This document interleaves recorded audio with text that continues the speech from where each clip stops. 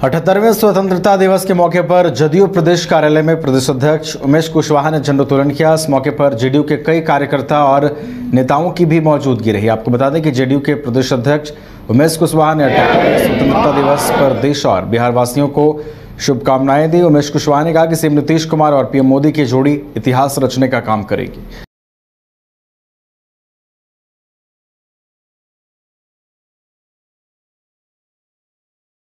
वासियों और देशवासियों को अपनी ओर से, अपनी पार्टी जनता दल यूनाइटेड की ओर से हार्दिक बधाई और शुभकामना देता हूँ।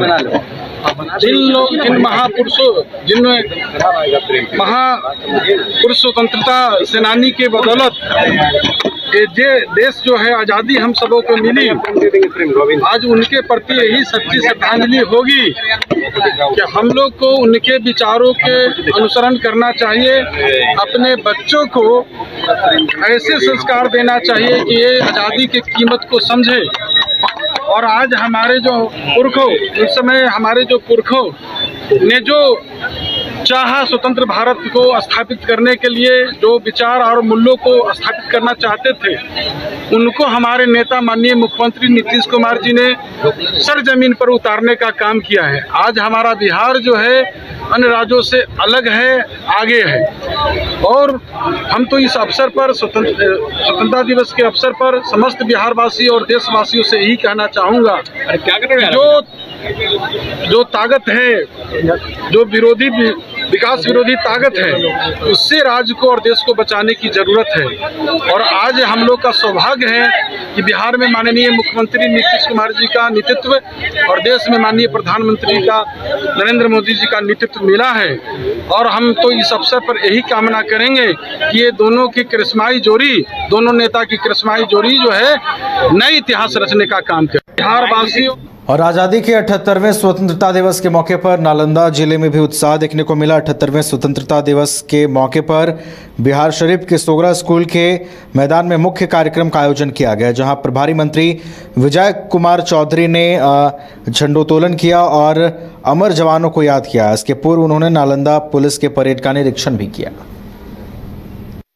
स्वतंत्रता दिवस मना रहे तो हम सभी को बरबस इस बात का स्मरण हो जाता है कि हमें स्वतंत्रता प्राप्ति के 77 वर्ष पूरे हो गए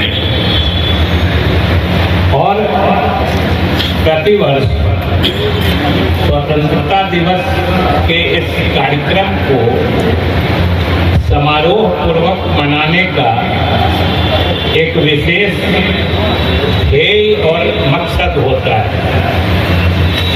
और वो मकसद होता है हम सभी लोगों को स्मरण करने का कि आखिर कितनी यातनाएं सहकर पूरे अपने परिवार को बलिदान और त्याग के रास्ते चढ़ाकर हमारे पूर्वजों ने हम लोगों के लिए, इस मुल्क के लिए स्वतंत्रता हासिल की। और जब स्वतंत्रता की लड़ाई में वो अपने प्राणों की आहुति दे रहे थे,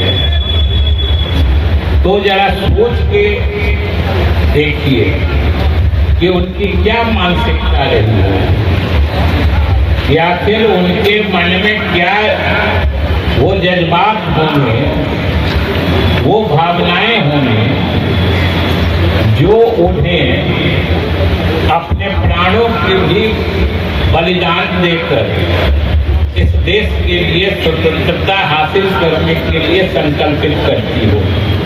ये सोचने की बात है। और मैं इसलिए विशेष रूप से इसकी चर्चा कर रहा हूँ कि 77 वर्ष बीत जाने के बाद स्वाभाविक रूप से अब उस पीढ़ी के लोग जिन्होंने स्वतंत्रता संग्राम में हिस्सा लिया या उसके बारे में कुछ देखा था, किसी घटना को देखा था, वो पीढ़ी अब धीरे धीरे हम लोगों के बीच से चली जा रही है।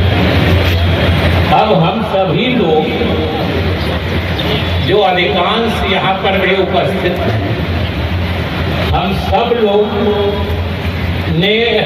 लोगों ने इस देश या देश में पहली सांस भी आजाद भारत में ली। स्वाभाविक रूप से गुलाम भारत का कोई अनुभव। 5 राज्य, 61 शहर, 150 प्रोजेक्ट और एक वास्तु विहार। नई सोच, नया घर। बनाए रखिए अपना प्यार, सेवा में है वास्तु विहार।